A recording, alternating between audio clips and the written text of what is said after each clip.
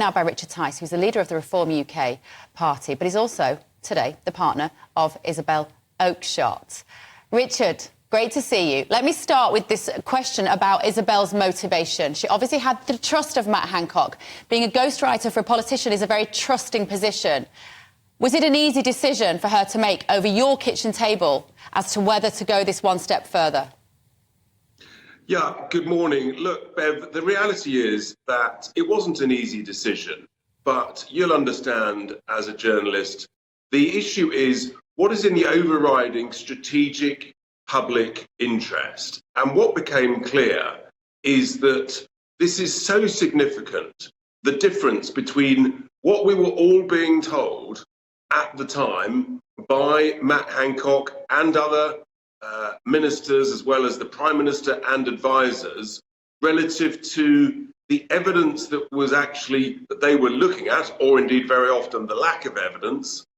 And that our real concern here, Bev, is that the public inquiry in the UK is literally just starting as we speak.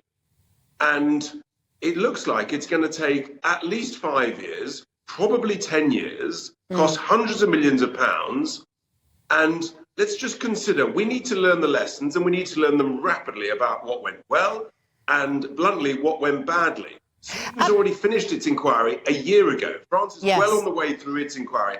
We can't wait for this, and it's really important that the public understand the extent to which our politicians didn't tell us the truth all the way through these lockdowns, and the consequences of that, and the fact that so much of it, do you remember those words? We're making the right decisions based on the best science at the right time. It turned out that wasn't the case. Very often they were making decisions to suit their own political expediency and ignoring some of the right advice and completely refusing to look at advice from other people.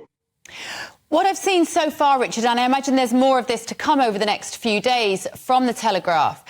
The interesting thing is, as you say, the topics that they weren't discussing on WhatsApp. Is there going to be more to come about infection fatality rates in the young, a cost-benefit analysis of lockdowns and closing schools, the logic of indiscriminate vaccination of all age groups without a cost-benefit analysis? Do we know if there's more to come about those particularly big topics? Today's largely about care homes. I want to come on to that in a minute. But what else is still to come? There is lots still to come, Bev, across a whole range of subjects, some of which you've touched on. The issue of schools, why were they closed for so long? Sweden didn't shut its schools and ruined the education. The issue of masks, the issue of vaccines. There's lots to come, and that will flow over the coming days. Because how shocked were you when you were looking at these with Isabel? Were you shocked to see that it was mainly driven by political motivations, perhaps, or wanting to look good compared to other countries, wanting to look good compared to, say, Nicola Sturgeon? We know that featured in the book that Isabel wrote. Was your mind slightly blown about the fact that they weren't looking more at scientific data?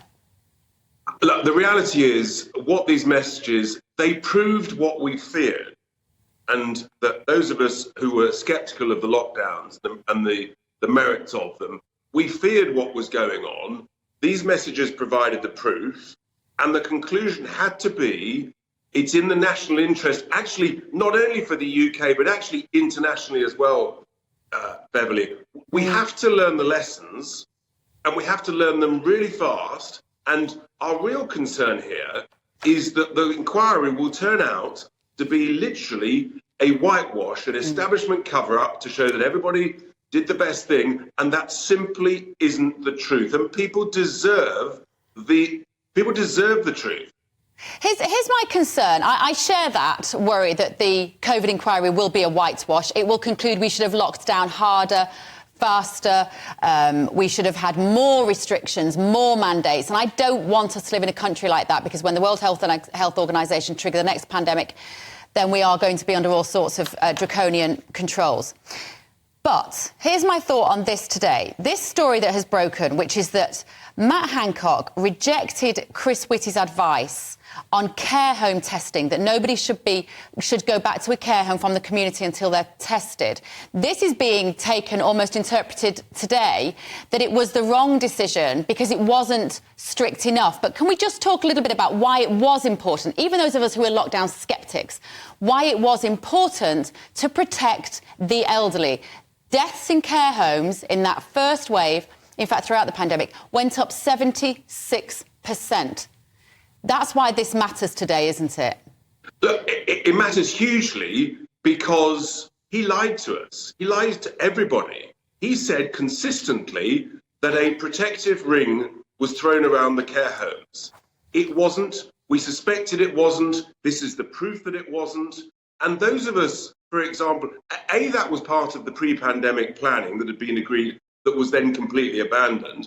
And when the Great Barrington Declaration came out in the autumn of 2020, those of us that promoted it, whether sort of political leaders, campaigners, or indeed the scientists and experts who promoted it, we were all smeared. We were labelled as killers. We were verbally attacked by the establishment and by political leaders in the most brutal way, when actually it turns out we were right, and this is the proof, and the evidence over the coming days will reinforce that. And it's so important